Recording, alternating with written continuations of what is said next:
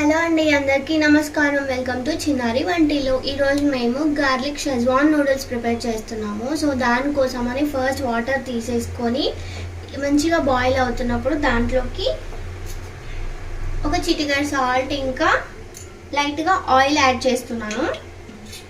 ఈ వాటర్లో లైట్గా ఆయిల్ యాడ్ చేయడం వల్ల నూడిల్స్ అతుక్కుపోకుండా ఉంటాయన్నమాట. సో ఇప్పుడు ఈ వాటర్లోకి నేను సూజీ నూడిల్స్ తీసుకున్నా అండి, అవి వాటర్లోకి యాడ్ చేస్తున్నా. సో ఇవి మెత్తగా అయ్యేంత వరకు ఉడికించుకోవాలి. సో ఇవి మెత్తగా ఉడికిపోయాయండి. సో ఇప్పుడు వాటర్ అంతా స్ట్రెయిన్ చేసేసి షిఫ్ట్ చేసేసుకుంటాను. సో ఇలా షిఫ్ట్ చేసేసుకున్నాక కొన్ని కూల్ వాటర్ యాడ్ చేసుకోవాలి, ఇంకా ఓవర్గా కుక్ అవ్వకుండా ఉంటాయన్నమాట. సో ఇప్పుడు ఫ్రై కోసం ప్యాన్ పెట్టేసుకొని ఆయిల్ వేసుకోవాలి. సో ఆయిల్ వేడయ్యాక దాంట్లోకి చిన్నగా కట్ చేసి పెట్టుకున్న వెల్లుల్లిపాయలు ఇంకా అల్లం ముక్కలు యాడ్ చేసుకోవాలి.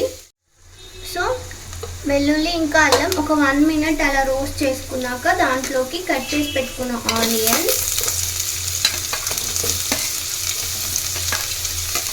ఇంకా క్యారెట్ యాడ్ చేసుకోవాలి.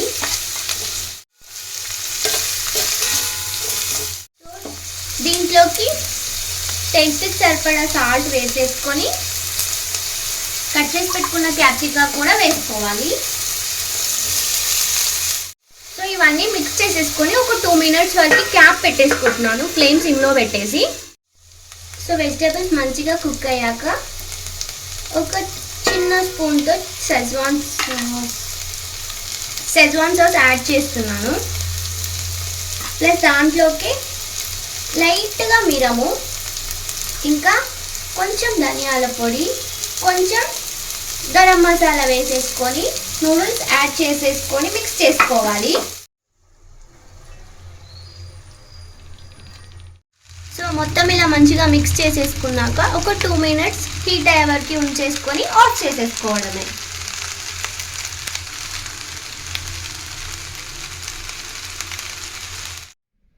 సో ఇంతే అండి, ప్లేట్లోకి సర్వ్ చేసేసుకుంటున్నాను.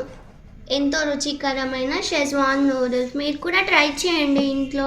మీకు ఎలా వచ్చిందో నాకు కామెంట్ చేయండి. అలాగే నా ఛానల్ని సబ్స్క్రైబ్ కూడా చేసుకోండి. థ్యాంక్ యూ అండి. థ్యాంక్ యూ ఫర్ వాచింగ్ చిన్నారి వంటిల్లు.